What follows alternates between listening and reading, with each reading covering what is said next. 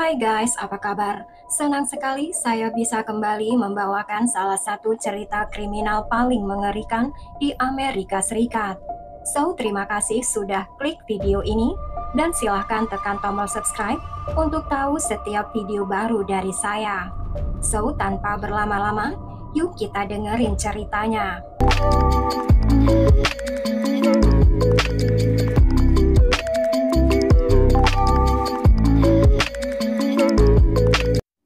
Jepretan kamera ini menyembunyikan kebenaran yang mengerikan. Pada tanggal 18 Juni 2002, di pinggiran kota Leawood, Kansas, Amerika Serikat, diguncang oleh tragedi yang tidak terbayangkan. Ellie Kem, mahasiswa berusia 19 tahun, ditemukan tak sadarkan diri di kolam renang di lingkungan tempat dia bekerja. Ayahnya, Roger Kem, membuat penemuan memilukan ketika dia pergi untuk memeriksa putrinya setelah dia pulang dari shift kerjanya. Kota Leawood dikenal karena keamanan dan kekompakan komunitasnya adalah jenis tempat di mana keluarga merasa aman dengan tetangga yang sering membiarkan pintu garasi mereka terbuka. Itu bukan jenis tempat yang Anda pikirkan ketika Anda memikirkan tempat kejahatan. Tempat di mana orang-orang membesarkan keluarga mereka, punya anak-anak kecil yang berlarian di seluruh lingkungan. Kota Leawood adalah salah satu pinggiran kota yang lebih makmur. Ellie Kem tampaknya menjalani kehidupan yang menyenangkan. Gadis 19 tahun itu tumbuh di rumah yang penuh kasih sayang dengan orang tua dan saudara laki-lakinya. Ellie terlibat dalam berbagai kegiatan sekolah yang unggul secara akademis maupun sosial. Ayahnya mengingat Ellie sebagai wanita muda yang berdedikasi dan dicintai. Ellie tahu dia dicintai semua orang. Dia adalah seorang wanita muda yang luar biasa dengan impian suatu hari nanti bekerja dengan anak-anak yang membutuhkan. Tetapi tragisnya, Ellie tidak pernah mendapat kesempatan. Pada hari yang mendung, tanggal 18 Juni 2002, kehidupan Ellie diambil dalam momen kekerasan yang mengejutkan. Kejahatan itu sangat brutal. Ellie yang sedang bekerja di kolam renang bersama saudara laki-lakinya, pekerjaan musim panas yang umum bagi remaja setempat. Pada hari itu kakaknya Tyler datang untuk mengambil alih tugas dari Ellie, tetapi tidak dapat menemukan Ellie. Karena khawatir, Tyler menelpon orang tua mereka dan Roger dengan cepat menuju ke kolam renang. Roger tiba di rumahnya pada jam 5:20 sore ketika anaknya Tyler sedang menelpon ibunya dan mengatakan dia tidak bisa menemukan Ellie. Tyler telah datang ke kolam renang untuk mengambil alih tugas Ellie dan Tyler benar-benar khawatir. Ketika Roger tiba di kolam renang, berjalan keluar pintu, Roger langsung pergi ke kolam renang. Roger mencari dengan putus asa, memanggil nama Ellie. Saat dia memeriksa kolam renang, dompet dan ponsel Ellie ada di meja. Tetapi Ellie tidak ditemukan dimanapun. Roger memasuki ke ruang pompa, mengamati ruang yang redup, sebelum akhirnya mengangkat terpal untuk menemukan tubuh Ellie yang sudah tidak bernyawa. Ellie tengkurap, tubuhnya dipukul dengan parah dan memar ketika Roger menggulingkannya. Dia melihat kebrutalan hitam dan biru di mana-mana dan Roger tahu itu lebih buruk dari apa yang bisa dia bayangkan.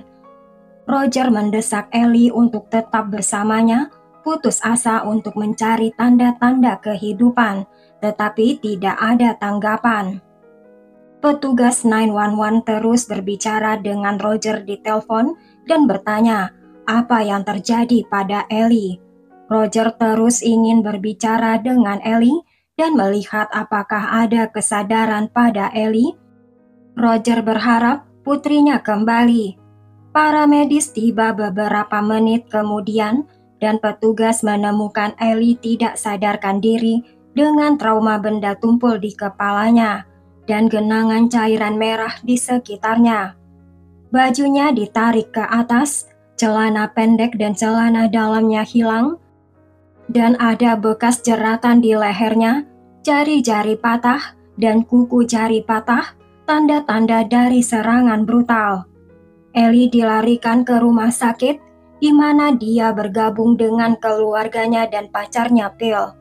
Meskipun dokter berusaha keras, luka yang dideritanya terlalu parah, dan Ellie meninggal dunia. Kejadian yang mengerikan ini mengguncang masyarakat. Apa yang dimulai dari hari yang biasa berakhir dengan patah hati. Pencarian terhadap pembunuh segera dimulai.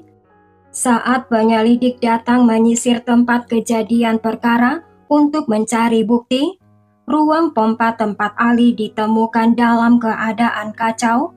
Peralatan berserakan, cipratan cairan merah milik korban, dan tanda-tanda perjuangan Ellie yang putus asa. Sandal jepit yang digunakan Ellie berada di beberapa bagian di ruang pompa.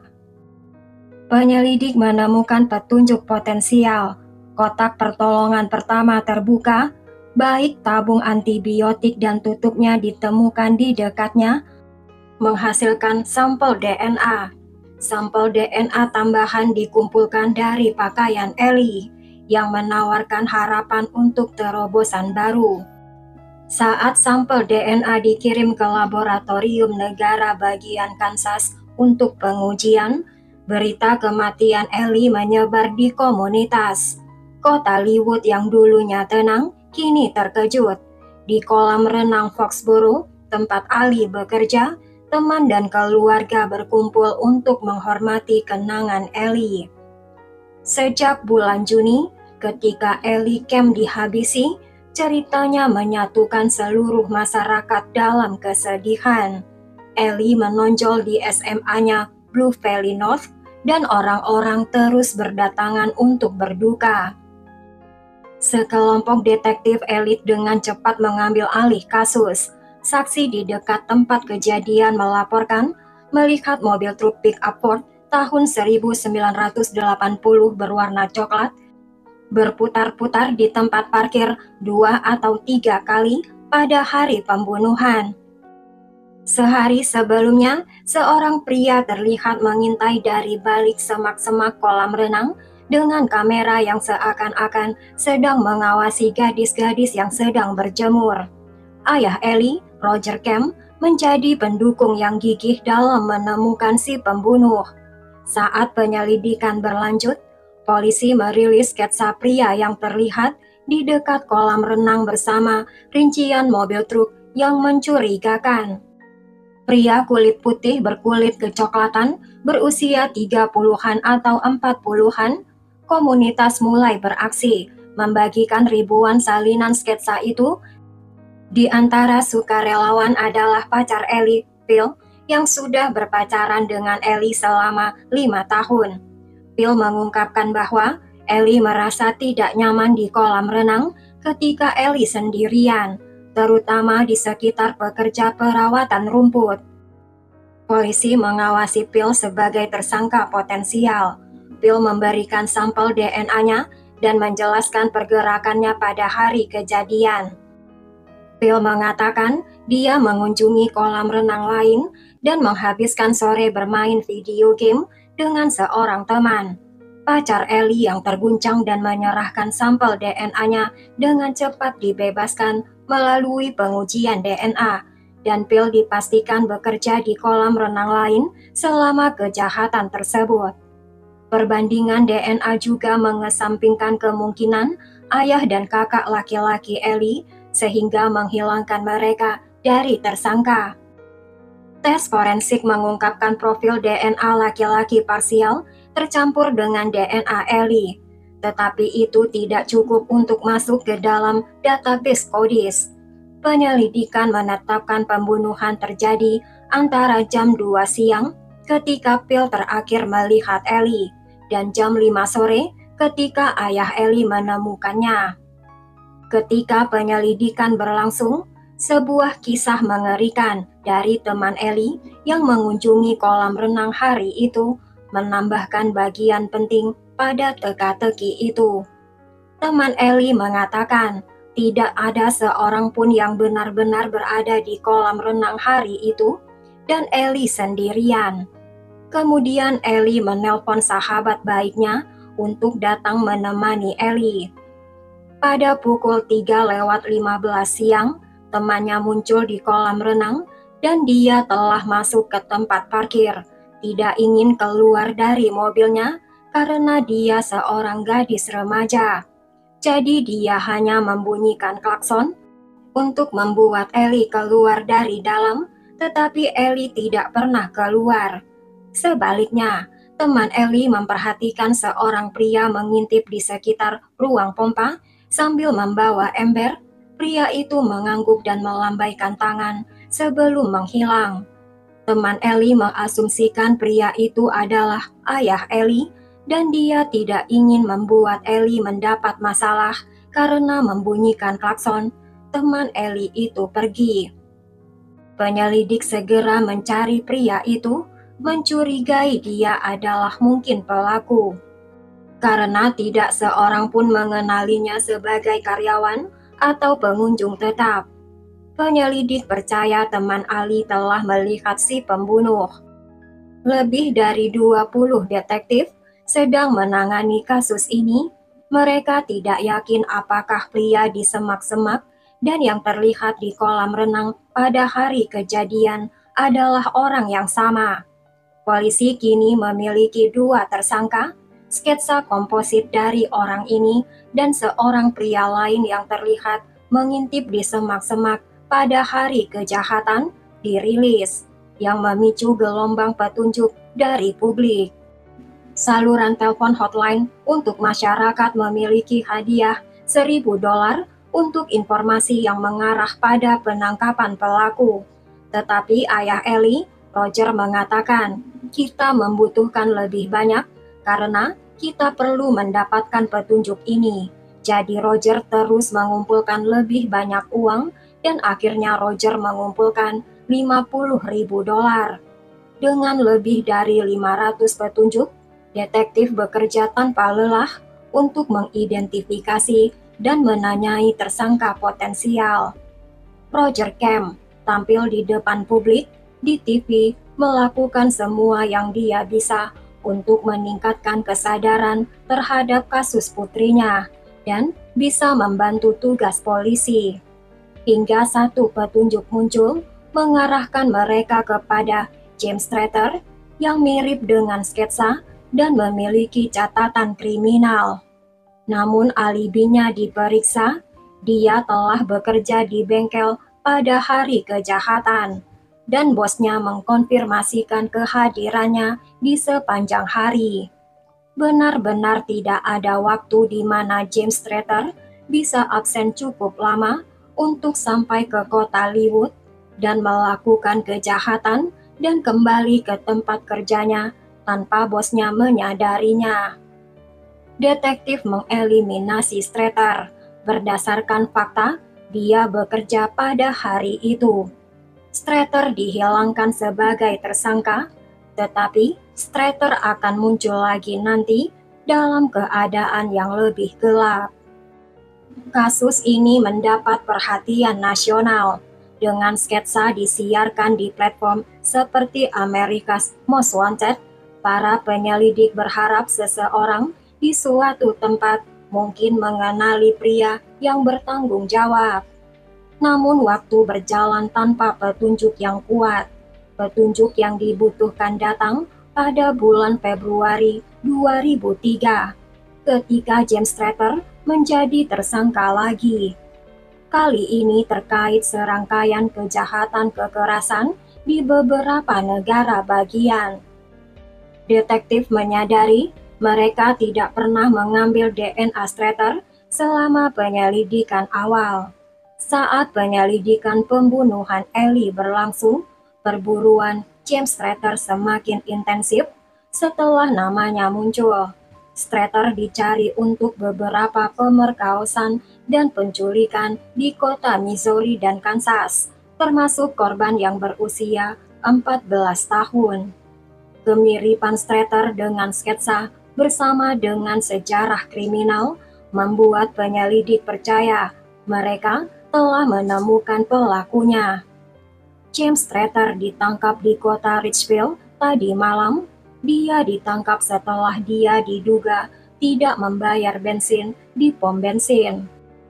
Namun, meskipun Strater ditangkap karena perampokan pom bensin di kota Utah, DNA Strater tidak cocok dengan bukti di lokasi kejadian. Penyelidik putus asa. Pada tanggal 18 Juni 2003, kematian Ellie yang ke-1 tahun itu berubah ketika ayah Ellie, Roger, mengambil langkah yang tidak biasa. Dia memasang papan reklame dengan sketsa komposit tersangka, berharap itu akan menyegarkan ingatan seseorang. Roger sedang mengemudi di jalan raya dan dia melihat ke papan reklame dan dia berpikir, mengapa tidak memasangnya di papan reklame? Sekitar waktu ulang tahun kematian Ellie, Roger datang kepada detektif dan mengatakan bahwa aku ingin papan reklame untuk membantu menemukan orang yang menghabisi putriku. Itu adalah ide yang inovatif. Beberapa orang telah melewati papan reklame itu. Mereka akhirnya membuat panggilan telepon dan berkata, mungkin Anda lebih baik melihat orang ini. Papan reklame itu menghasilkan banyak petunjuk. Salah satu yang menunjuk pada Ted Hoover berusia 29 tahun, seorang pekerja layanan kolam renang dengan mobil truk yang cocok dengan deskripsi tersebut. Ted bekerja di perusahaan layanan kolam renang dan mirip sketsa pelaku dan memiliki mobil truk pick-up yang cocok.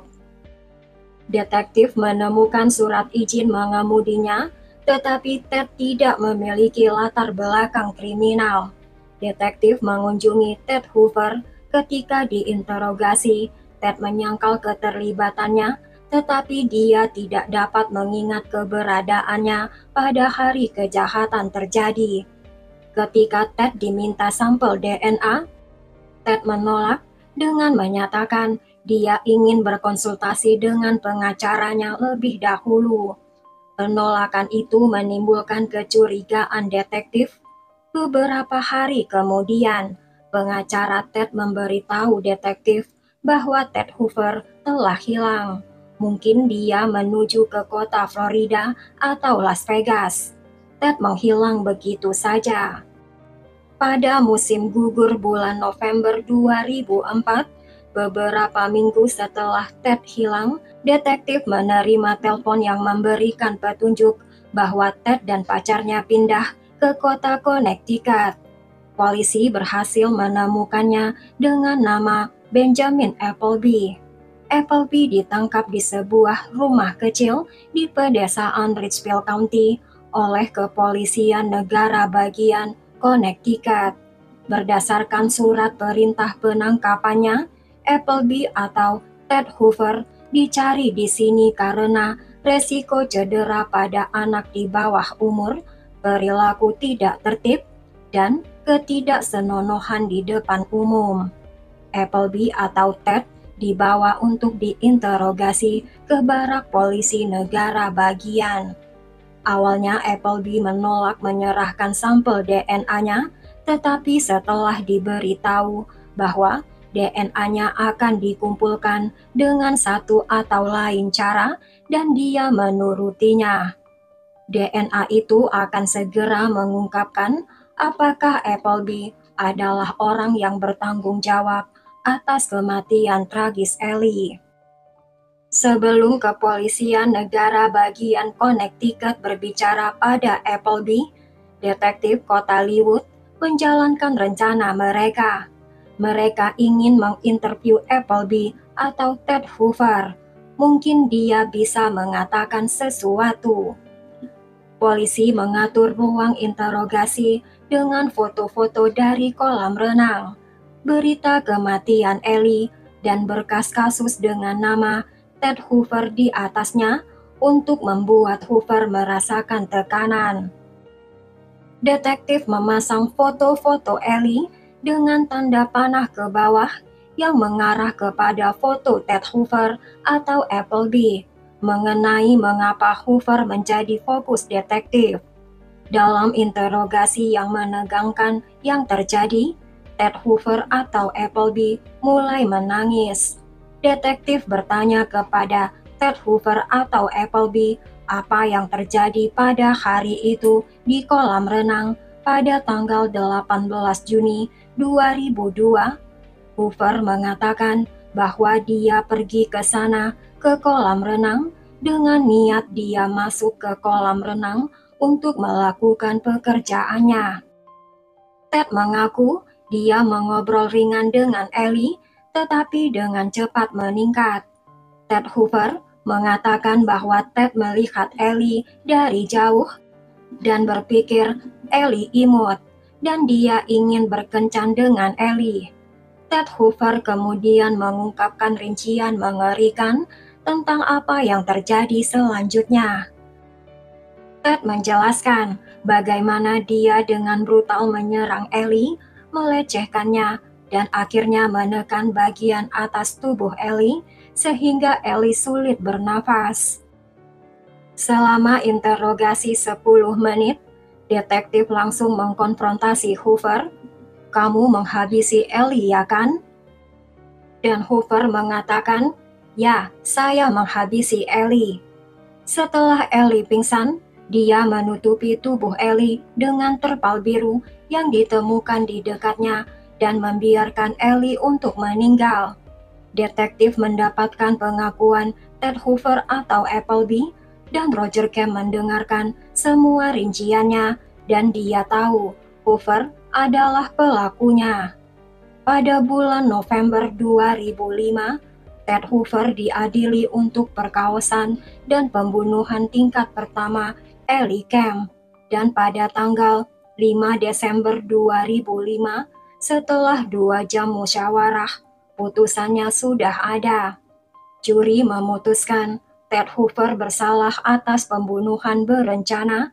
Benjamin Appleby atau yang dulu dikenal sebagai Ted Hoover dihukum 50 tahun penjara hingga seumur hidup tanpa pembebasan bersyarat hingga tahun 2004.